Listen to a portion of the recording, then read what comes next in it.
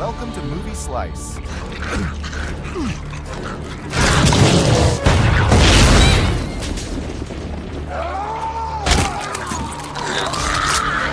Quick fun recaps of your favorite movies. Sharp, funny, and to the point. Hit subscribe and get your perfect slice of cinema. The story of Dead Snow takes place in the icy mountains of Norway, where a group of friends are traveling to have fun and spend some time together during their vacation. On the very first night, one of the girls goes out to use the bathroom and notices someone moving in the middle of the forest. She quickly goes back inside and warns her friends. And when they check outside, everything seems calm. However, a bizarre old man appears behind one of the guys, scaring everyone. He was there to warn the group of young travelers. During World War II, the people of that region united to attack a group of 300 German soldiers. Many died, but the feared general and his closest men escaped through the mountains and were never found by the locals. Thus, the legend arose that they are returning as infernal zombies seeking revenge. The bizarre old man finishes his coffee and leaves. The friends don't seem to care much about the story or the advice, but Vigard has a nightmare that night about his girlfriend and gets a strange feeling that something is wrong. Later that same night, the mysterious man hears a noise outside his tent, and when he goes out to check, he is brutally attacked by a demonic zombie. The next morning, Vigard says he is going up the mountain looking for Sarah, his girlfriend who still hasn't shown up, and asks his friends to seek help if he doesn't return by the next day. On the way, he finds an open abandoned camping tent in the snow. This is the shelter where the mysterious old man who visited them ended up dying, and Vigard is horrified to find his body all torn apart with his organs exposed. Meanwhile in the cabin, Erland finds an old box with several pieces of gold, which happens to be the treasure the German soldiers were searching for during World War II before being attacked by the locals. They start playing with the pieces while Vigard and Sarah haven't returned, and during the drinking, they drop a gold coin in the snow. That's enough for them to be found by the zombies thirsty for revenge and riches. Chris is using the bathroom and notices a bunch of zombies watching her. The girl panics but is violently pulled into the filthy pit. Chris manages to get out of the hole, but she has a bite on her abdomen. She even tries to scream for help, but a zombie jumps at full speed and devours her for good. Noticing her absence, the rest of the group decides to look for her. But before they can do anything, Hannah looks through the darkness of the window and sees Chris's head all smashed up, a window shattered, and Liv grabbed by a zombie hand. Her friends cut off the creature's arm, realizing they are being attacked from all sides. The friends quickly set up barricades and try to protect themselves by shooting at the damn zombies and cutting off their arms at the windows. However, the situation only gets worse. This seems to have made the order of soldiers even angrier. Erland is grabbed by a zombie that breaks the window. The monster's hands reach his eyes and explode his head, leaving the friends in panic. Vigard, who continues searching for his girlfriend, ends up falling into a crevice and ends up in a mysterious cave. He lights a makeshift torch and starts exploring the place. To his surprise, he finds several empty graves, a complete arsenal from the old German army, and his girlfriend's head thrown on the ground. Someone appears behind him and throws him out of the cave with a punch. It was a zombie soldier who comes at him and tries to stab him at all costs. The monster tries to bite him, but Vigard rips off a piece of the undead, fighting the creature using the soldier's helmet and smashing its head. However, a hand emerges from under the snow and grabs him. Another zombie soldier rises in fury. The guy sees a knife nearby and throws it right into the cursed soldier's eye, brutally finishing the fight. But the previous day's zombie is still alive, and in the most bizarre and unexpected way possible, uses his partner's intestines as a rope and throws himself off the cliff with Vigard. This time, Vigard gets a terrible bite on the neck. He manages to throw the zombie down, but he's already seriously injured. Back at the cabin, after the first attack in the early morning, the friends come up with a new plan and decide to split up. Martin and Roy try to distract the zombies by banging on pots and running in one direction, so the two girls can run to the car for help. The two friends run desperately in search of civilization, weapons, or anything else that could help in this moment of despair. The two stop for a moment and consider whether or not to split up, but are interrupted by a zombie camouflaged in the snow, forcing the friends to take opposite directions. Hannah manages to knock down and destroy one of the zombies chasing her, but Liv ends up knocked out by one of the soldiers. When she wakes up, she finds her belly open, being devoured by the horde. She grabs a grenade from one of them and ends that nightmare. Hannah manages to evade two zombies by climbing a tree, but a little bird that tried to attack her to defend its nest caught the attention of the two soldiers. They try to climb the tree to catch her. Raniele, not them, with the blue camouflaged branch, begins to chase her and push her off the cliff. Her strategy is to hit the frozen ground until it breaks, and thus the two fall into the precipice. She is buried in the snow, and after a bit of panic, manages to free herself. She notices that the zombie soldier is stuck with only his rotten head exposed, and with a good kick, she explodes the head and takes from the demented one. The soldiers still seem to act as if surprised by the agency and strategies capable of following orders from a zombie general who watches everything through binoculars from the top of the mountain. Martin Brower attracted a huge horde to the cabin. Attacks are coming from all sides, and to make matters worse, they accidentally set the whole place on fire by missing the bomb's target. The twins try to call the police, but when they mention zombies,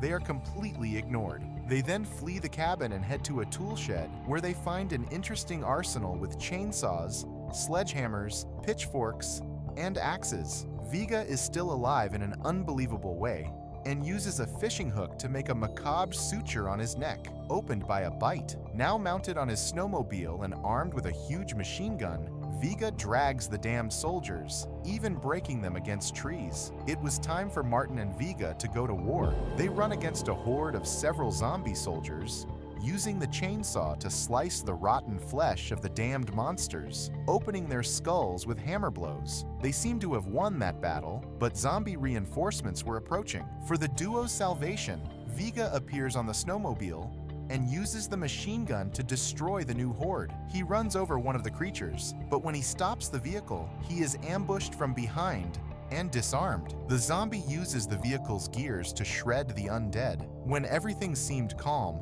Vega is stabbed in the back. A squad of zombies appears out of nowhere and delivers several coordinated stabs to the boy. They hold him, still alive, and tear off his limbs to the sound of his screams of pain. Dry Martini and Martin grab their weapons again and attack to avenge their friend. The rotten ones are split, and guts fly everywhere. But something terrible happens. Martin accidentally kills his girlfriend Hannah, who appeared out of nowhere on the battlefield with an axe stuck in her neck. She collapses dead on the ground. Martin is paralyzed by his girlfriend's death, but Roy warns him that the general is approaching with a new horde of zombie soldiers. The boy gets up and starts shooting in total fury, but one of the soldiers jumps on him and bites his arm. Even though his friend manages to split the zombie in half, it's too late. He is infected. Martin makes the worst decision of his life. He starts the chainsaw and cuts off his wounded arm, then cauterizes the spot with fire. But it wasn't his lucky day. A zombie comes out from under his feet and bites his groin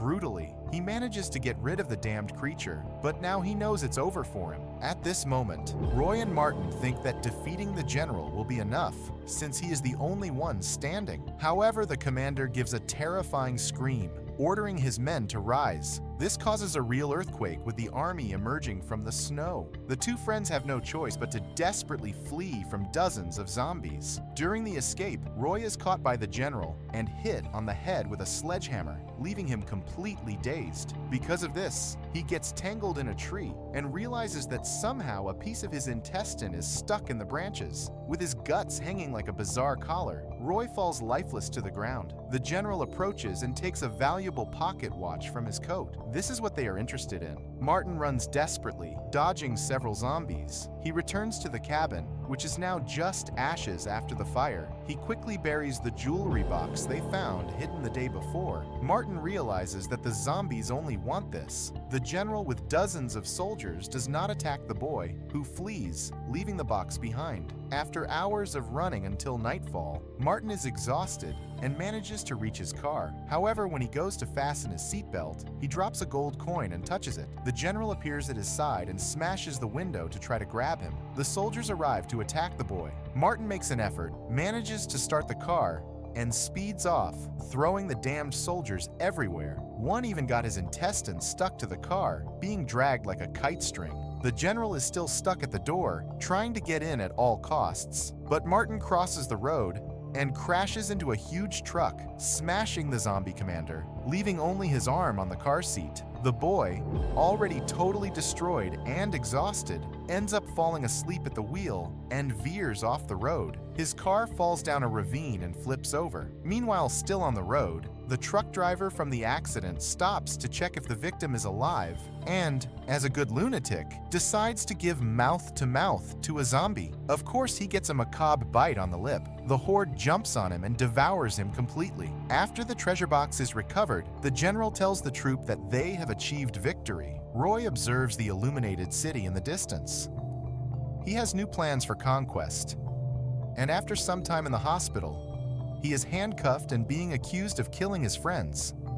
Being considered a crazy psychopath, he tries in every way to talk about the approaching zombie army, but of course is ridiculed by the officer. Things go completely out of control when he realizes they implanted the wrong arm on him. Remember the zombie general's arm that fell in the car? They thought it was his. Now the arm is out of control and attacks the doctor with a scalpel, breaks the bed handcuff, informs the policeman nearby. In a country house, an old man was peacefully reading his newspaper when his wife's head is thrown into his lap. The general suddenly appears and strikes several hammer blows to the old man's head. All this so the zombie army's doctor could get a new arm for the general. It is then revealed that the zombie commander has a supreme power of regeneration. After reconstructing his new arm, they go at dawn to a cemetery of German soldiers. The general punches and opens all the graves, but nothing happens. The doctor says the bodies there are no longer useful, so his second option is the parish. The priest was leaving late that night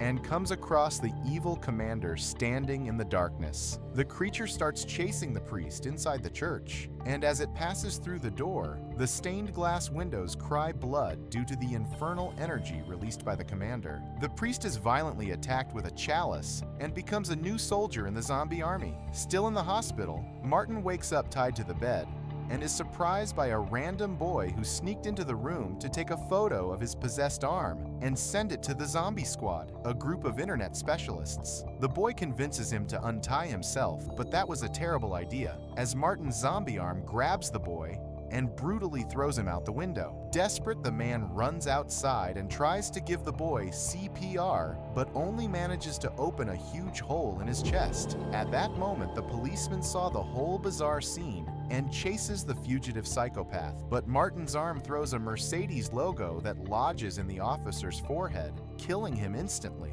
He then decides to steal a car and speeds off through the city. On the phone he took from the hospital boy, he receives a call from the zombie squad. They ask for all the details of what's happening and say they'll soon arrive to help him. The thing is, the incredible zombie squad are three basement nerds who are frenetically excited about the zombie hunt. The three crazies arrive in Martin's town and first go to a local hardware store to buy tools and other junk to create an anti-zombie arsenal. Meanwhile, Martin goes straight to the local World War II museum because the zombie general is already watching from afar and will certainly be his target. The guy goes to the clerk, and after being recognized as a criminal, since his face is all over the newspapers, he forces the employee to take him to the photos and stories of the land and show who the general he's being chased by is. Martin discovers that the German squad was going to destroy the digital village Vic on the night they were killed, so they returned now as zombies to complete the mission, and that's where they're headed. The detail is that the museum is right in the middle of the way, and looking out the window, a zombie horde is already outside, creating a real bloodbath with the visitors, even using a victim's intestines as a fuel hose to refuel the war tank. Since the general has the evil power to resurrect the dead by touching the victims, new zombie soldiers are formed. The squad enters the waste room to loot everything. Marty and Glenn are ridiculously disguised as war mannequins, and by sheer stupidity, the zombies don't notice them. When everything seemed calm, the two leave the museum, but find the victims already turned into zombies. Martin and his possessed arm beat them all up, exploding heads and throwing the damned monsters far away. The guy discovers that since he has the general's zombie arm, he also has the power to resurrect victims and turn them into peaceful zombies on his side. The new discovery is interrupted by a flying axe that lodges in the creature's head. The zombie squad has finally arrived. Daniel has a great strategy in mind. He shows the photo of Lieutenant Steven, commander of the Soviet troop, that is, an enemy of the German squad. This exchange was totally hated by the general, and with Martin's powers, they could create a real vengeful zombie army in their favor to fight against the German zombies. So Martin, Daniel, and another allied zombie go by car toward the Soviet cemetery, and the rest of the team goes to distract the general until they return with the new troop. Meanwhile, the zombie army is going full speed with the tank, passing through the villages and massacring people inside their houses, bathrooms, and absolutely any victim that crosses their path, even using the tank's firepower to become even more overpowered. The trio responsible for the distraction is very close to the zombie army, watching with binoculars, and decide to put a risky plan into practice. The clerk stops in the middle of the road in front of the whole troop, throws a stone at the general's head, and runs away. The commander orders the horde to chase the damned insolent one, but Blake and Monica start throwing fertilizer bombs and blow up several zombies along the way, while the big Estiva quickly dodges each attempt by the undead to catch him, barely saving himself as he passes through the muddy swamp. But it wouldn't be so easy, guys. The general points the cannon of his tank and starts firing at the trio. They flee at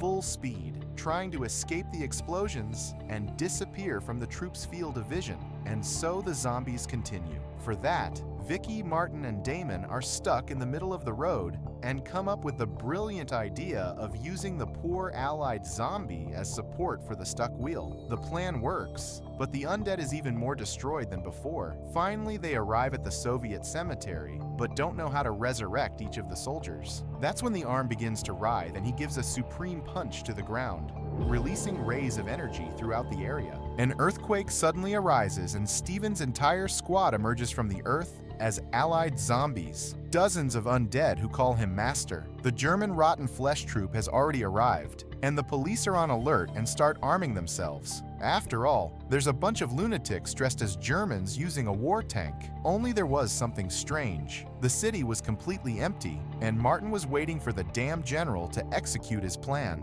He said he sent everyone away from the village and reveals his ace up his sleeve to the general, showing the zombie arm and presenting his new troop of Soviet undead. The leaders give orders and the troops advance on each other. A true brutal zombie battle begins, and Stephanie advances, eliminating zombie after zombie to reach the damned German general. Then, the commander of the rotten sauerkraut decides to get off the tank and face his arch-enemy hand-to-hand. They fight fiercely, exchanging blows, and the Soviet seems to keep the advantage. The police decided to arrive at a terrible time on the zombie battlefield, and that's because the German sub-commander grabbed the tank and ran over the police cars with ease. Meanwhile, the mad doctor is creating real Frankensteins with the wounded zombies in his repair section, using hay and even a plunger. Martin uses his special skills to pull out the guts of enemies and throw them onto high-voltage wires, electrocuting them in style, and manages to knock out the general. However, he ends up receiving a fatal blow from behind by a German soldier. Martin sees from afar the general hitting Esther's head with a pickaxe. The Soviet zombie squad was losing. Martin runs at full speed toward the general, and the two go inside the house. But the guy starts taking a beating from the zombie commander, having his face burned on the hot stove. The zombie squad trio is completely surrounded by the Germans, and Glenn is killed from behind, his neck pierced by a blade. Niall ran to the war tank and managed to invade it while it was still moving, killed two undead with a pistol he found, but the sub-commander engaged in a violent fight with the guy, stabbing him with an iron stake. The tank is completely out of control due to the fight between the two, and ends up hitting the house where Martin and the general are. Then the pair of chiefs continue the fight on top of the moving tank. Martin finally takes control of the fight and starts punching the general's face, manages to reach the hammer, finally freeing himself from the damned zombie, and using a trick with a round of ammunition in the monster's mouth, makes its head explode with the sudden stop of the tank. Martin is thrown far away, giving the advantage back to the general. Everything seemed lost, Monique and Blake were also being attacked and would be finished, but with a brilliant genius move, Jiro wins and lands a colossal shot to the general's big head. With the death of the commander of darkness, his entire army collapsed and fell like ragdolls. The zombie squad won. After saying goodbye and thanking their friends for the incredible help they gave, Martin gets in his car to solve a situation that hasn't left his mind. He goes to his girlfriend Anna's grave and digs her up to use his power and transform her into a peaceful zombie so he can bizarrely live by her side. In the post-credits, we can still see that the Mad Doctor found Jean's head and his eyes opened. If you liked today's video, don't forget to like, subscribe to the channel, and activate the bell to receive all new updates. See you in the next video. Goodbye.